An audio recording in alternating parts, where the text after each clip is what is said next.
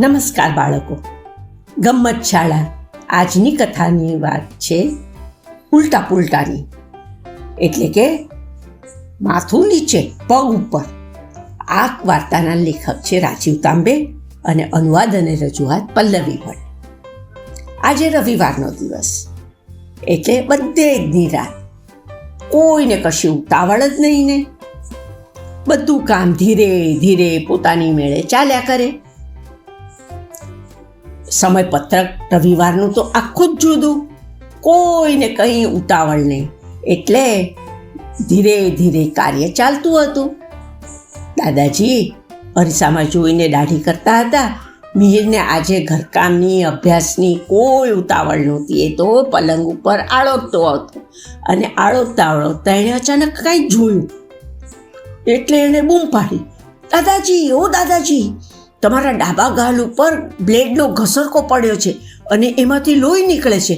આ સાંભળીને દાદીમાં હાફડા ફાફડા દોડતા આવ્યા, હાથ લૂંટતા લૂંટતા આવ્યા અને પછી કહ્યું કે અરે, તમને કેટલી વાર કહ્યું કે તમે સંભાળીને કામ કરતા જાઓ.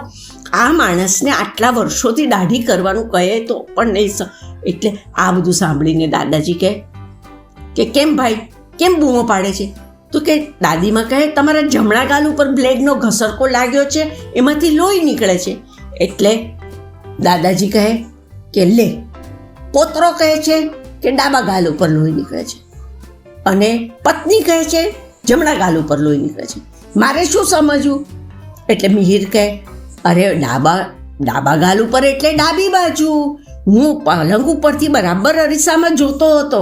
દાદાજી દાઢી કરતા હતા અને એમના ડાબા ગાલ ઉપર બ્લેડનો ઘસરકો પડ્યો છે. એટલે દાદીમાં કહે, તું તો અરીસામાં જોતો હતો, પણ હું તો એને નજર મારી નજર સામે જોઉં છું ને કહું છું કે જમણા ગાલ ઉપર ઘસરકો પડ્યો છે.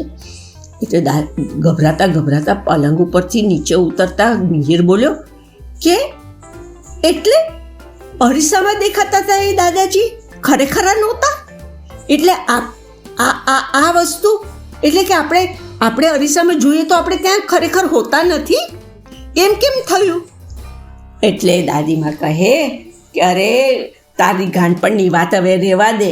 હું હમણાં તને થોડી વારમાં માથું નીચે ને પગ ઉપર કરીને બતાવું છું. એટલે મિહિર ઓર ગભરાયો અને કે દાદીમાં, પહેલાં દાદાજીનો વારો, પછી મારો વારો. તું મારું માથું નીચે અને પગ ઉપર કરી દઈશ ને પછી જમીન ઉપર મારું માથું પટકાવીશ તો નહીં ને? એટલે દાદી ખડખડાટ હસતા હસતા કે ના રે ના. એટલે દાદાજી કે, કર દો સબકો ઉલ્ટા પુલ્ટા, દુનિયા આખી ઉલટી પુલટી, દુનિયા આખા ઉલ્ટા પુલ્ટા. એમ ત્યાં આગળ તો દાદીમાં રસોડામાંથી ચળકતો એકદમ સરસ મજાનો નવો નક્કોર સ્ટીલનો ચમચો લઈ આવ્યા, ઉપર ગોળાકાર અને નીચે હાથો. એણે કહ્યું, તું ગભરા નહીં મિહિર. એમ કરી એક હાથે મિહિરને પકડ્યો અને બીજા હાથે એણે ચમચો મિહિરની સામે ધર્યો. અને પછી એણે કહ્યું કે આ ચમચામાં જો. અરે, મિહિર તો ઓર ગભરાયો. માથું નીચે અને પગ ઉપર. ઓ માં, આ કેમ થયું? આવું કેમ? ઉલ્ટા પુલ્ટા ક્યું હો ગયા? એટલે દાદાજી કહે કે એને તો ધક્કો જ લાગ્યો.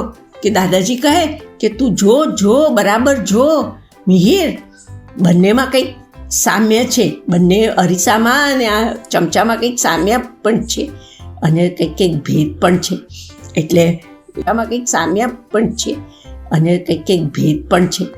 એટલે એ તો મિહિર તો એકદમ વિચારમાં જ ગળમથલમાં જ પડી ગયો. એને તો ડાબા હાથે દાદીમાનો હાથ બરાબર જોરથી પકડી રાખ્યો અને જમણા હાથે પાછું ચમચામાં જોયું તો માથું નીચે પગ ઉપર. એણે ચોક્કસાઈ કરવા માટે થઈને પોતાનો હાથ ઊંચો કર્યો તો હાથ પણ નીચે દેખાય અને ઉપર તો પગ જ દેખાય. એટલે એ તો કંઈક દાદીમાં તો કંઈક ભેદ લાગે છે. એટલે દાદી હસતા હસતા કહે કે અરીસા છે ને, અરીસામાં જ્યારે તું જુએ ત્યારે અરીસામાં પડતા પ્રકાશના કિરણો પરાવર્તિત થઈને જ્યારે આપણી આંખોમાં પ્રવેશે છે ત્યારે આપણને ડાબી બાજુ જમણી ને જમણી બાજુ ડાબી દેખાય છે. હા, પણ જો તું બે અરીસા લઈને બેઠો હોય તો પહેલા અરીસાની અંદર ડાબી વસ્તુ જમણી બાજુએ, જમણી બાજુ ડાબી બાજુએ દેખાશે, જમણો હાથ ડાબી બાજુએ દેખાશે. હા, એ વાત સાચી. પણ જો એ જ પ્રતિબિંબનું બીજા અરીસામાં પ્રતિબિંબ લઈએ તો મૂળ વસ્તુ જેવું જ એનું પર પ્રતિબિંબ પડશે. એટલે કે ડાબી બાજુ ડાબી જ દેખાશે ને જમણી બાજુ જમણી જ દેખાશે. પણ શરત એટલી કે બંને અરીસા એકબીજાને કાટકોણે એટલે કે 90 ડિગ્રી પર 90 ખૂણે મળવા જોઈએ, તો એ આ રીતનું પ્રતિબિંબ મળે. એટલે મિહિર કે હા, એ વાત તો સાચી. હવે સમજાયું કે ડાબી બાજુ જમણી કેમ દેખાય છે અને જમણી બાજુ ડાબી કેમ દેખાય છે, ડાબો હાથ જમણો કેમ દેખાય છે અને જમણો હાથ ડાબો કેમ દેખાય છે. પણ એ ઉલટે પુલટે કા ક્યાં રાઝ હૈ? આ ઉલટા પુલટાનું શું રહસ્ય છે? એમાં કયો ભેદ છે? એટલે દાદીમાં હસતા હસતા કહે કે તારા ઉલટા પુલટા દાદાજીને જ પૂછી જો. એટલે દાદાજી હસતા હસતા કહે કે જો તે ચમચો લીધો ને, હાથાવાળો, ઉપર ગોળાકારવાળો, એ સ્ટીલનો ચમચો, ચળકતો ચમચો હતો ને, એનો ઉપરનો ભાગ ગોળાકાર હતો ને, એ ગોળાકાર ભાગ એ અંતર્ગોળ કાચનું કામ કરે છે. એટલે અંતર્ગોળ અરીસામાં પરાવર્તિત થનારા પ્રકાશના કિરણો એકબીજાને છેદીને આપણી આંખમાં પ્રવેશે છે, માટે આપણને વસ્તુ ઉલટી પુલટી દેખાય છે. એટલે કે માથું નીચે અને પગ ઉપર દેખાય છે. એટલે એના મગજમાં બત્તી થઈ કે હવે બરાબર આ પ્રકાશના પરાવર્તનને કારણે અને અંતર્ગોળ કાચને કારણે થાય છે. હવે મને સમજાયું. એટલે દાદીમાં કે શું સમજાયું? તમારામાંથી, મિહિર કહે, તમારા બેમાંથી સપાટ અરીસો કોણ છે અને અંતર્ગોળ અરીસો કોણ છે, હું હમણાં જ તમને કઈ બતાવું. એટલે દાદા અને દાદીમાં કે ના ના ના ના ના, બસ બસ બસ. અને બંને જણા પોતપોતાના રૂમમાં ચાલી ગયા.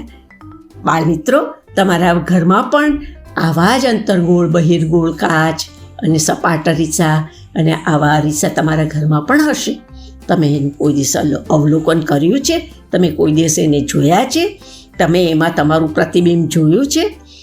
તો એ મને જરૂરથી પત્રમાં લખીને જણાવશો. તમારા સુલટા અને સરળ પત્રોની મને ખૂબ રાહ હશે અને હું રાહ જોઈને તમારા પત્રોની વાત જાણવા માટે ખૂબ ઉત્સુક છું. આવજો મિત્રો. નમસ્તે.